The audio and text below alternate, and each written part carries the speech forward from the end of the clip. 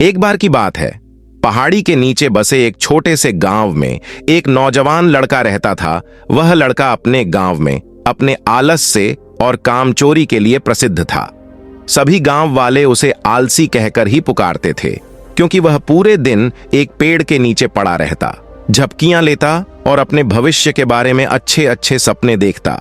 उसके दिन ऐसे ही आलस्य में गुजर रहे थे।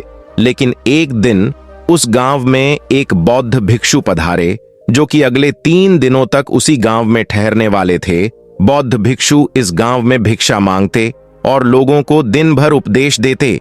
रात्रि में गांव के बाहर बने बौद्ध मठ में आराम करते।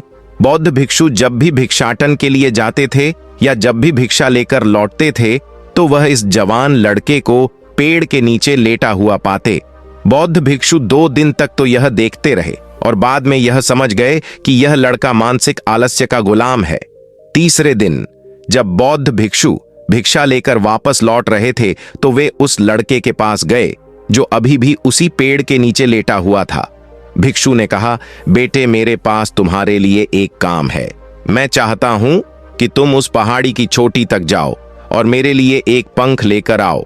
लड़के ने लेटे लेटे ही अपना सर पहाड़ी की तरफ घुमाया और उसकी सबसे ऊंची चोटी तक अपनी नजर दौड़ाई। उसके बाद उसने बौद्ध भिक्षु की तरफ देखा और उसका उपहास उड़ाते हुए कहा, यह असंभव है। मैं उस पहाड़ी के शिखर तक नहीं जा सकता, क्योंकि मैं बहुत आलसी हूं। बौद्ध भिक्षु ने मुस्कुराते हुए कहा, मुझे जिस पंख की तलाश है वह इस पहाड़ी के शिखर पर भी नहीं मिलेगा। वह तो इस पहाड़ी के दूसरी तरफ एक गुफा के अंदर मिलेगा, जिसके लिए इस पहाड़ी के शिखर पर चढ़कर दूसरी तरफ नीचे उतरना होगा। लेकिन वह साधारण पंख नहीं है। ऐसा पंख तुमने आज तक नहीं देखा होगा। वह बहुत ही दुर्लभ और सुंदर पंख है, जो अपनी रोशनी बिखेरता है। बौद्ध भिक्षु की इन बातों से उस लड़के के मन में उत्सुकता जागी, क्योंकि उसने आज से पहले ऐसे पंख के बारे में पहले कभी नहीं सुना था और वह ऐसे रोमांचक सफर के बारे में सोचकर अंदर से उत्साहित हो उठा और उसने भिक्षु की चुनौती को स्वीकार कर लिया। वह उस पहाड़ी की तरफ चल पड़ा, लेकिन चढ़ाई बहुत लंबी थी। जल्दी ही उस लड़के का शरीर थकने लगा, सांस फूलने लगी और शरीर से काफी पसीना बहने लगा, लेकिन फिर भी उसने चलना जारी रखा।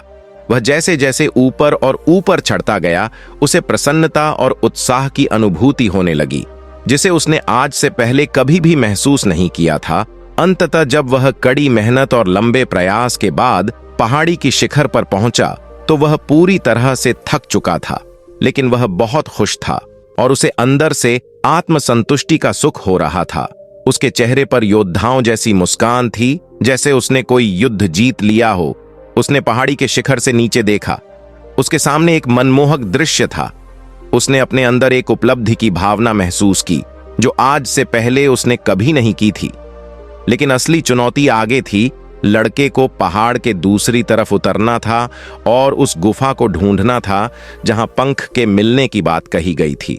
नीचे उतरना बहुत ही ज्यादा मुश्किल और खतरनाक था, क्योंकि ढलान बहुत ज्यादा खड़ी थी और चढ़ाई के समय वह कई बार लड़खड़ाया और गिरा भी था, तो वह डर भी उसके अंदर था। लेकिन भिक्षु को पंख लाकर देने की वजह से वह लगातार आगे बढ़ता रहा। काफी मेहनत और मशक्कत करने के बाद जब वह गुफा के पास पहुंचा, तो उसने देखा पंख वहीं पड़ा हुआ था, जो गुफा के प्रवेश द्वार से छनकर आ रही रोशनी से चमक रहा था।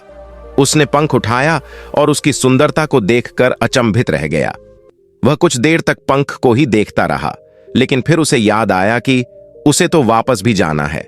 उसने खुद की तरफ देखा और चिंतित हो गया।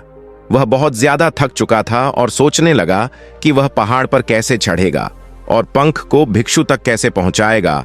एक पल के लिए उसने हार मानने के बारे में सोचा, लेकिन फिर उसे वह उपलब्धि और गर्व की भावना याद आ गई जो उसने पहाड़ी के शिखर पर पहुंचने पर महसूस की थी।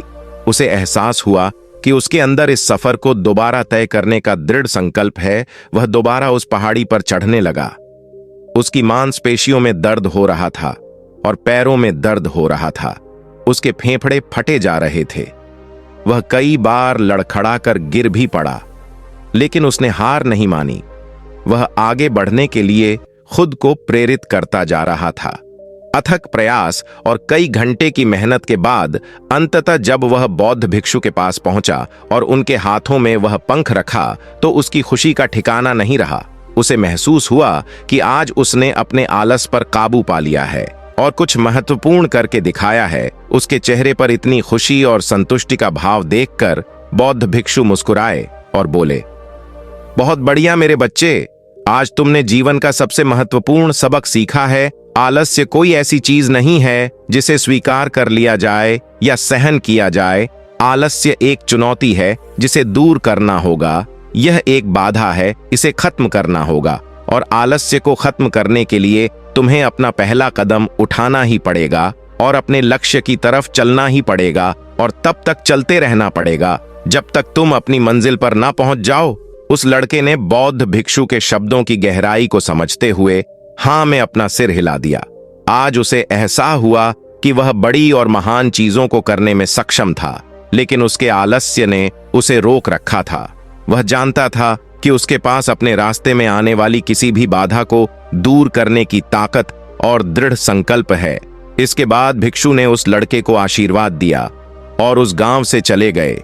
इस कहानी से सीखने वाली बात यह है कि जब हम असंभव लगने पर भी अपने लक्ष्य को प्राप्त करने के लिए खुद को आगे बढ़ाते हैं, तब हम अपने भीतर एक ऐसी ताकत और दृढ़ संकल्प की खोज करते हैं जिसके बारे में हम पहले नहीं जानते थे।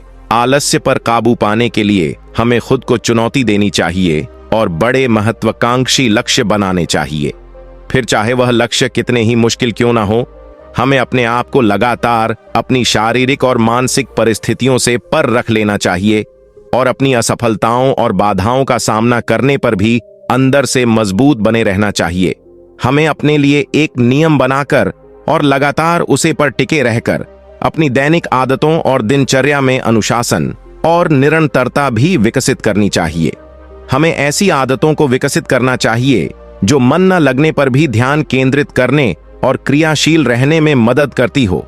एक और महत्वपूर्ण बात, आलस्य पर काबू पाने का मतलब विकास की मानसिकता को मजबूत करना है। 9 जून 11:09 सुबह, राय एनकू जी। इसका मतलब चुनौतियों और असफलताओं को कुछ नया सीखने या अवसर के रूप में देखन, न कि हार मानने के कारणों के रूप में। विकास की मानसिकता को अपनाकर हम असफलता के बारे में अपनी सोच को नया रूप दे सकते हैं। इसका उपयोग अपने सुधार और सीखने के लिए उपयोग कर सकते हैं और अंत में हमें अपने आलस्य के ऊपर काबू पाने के लिए अपने जीवन की चुनौतियों और अवसरों को स्वीकार करना ही पड़ेगा।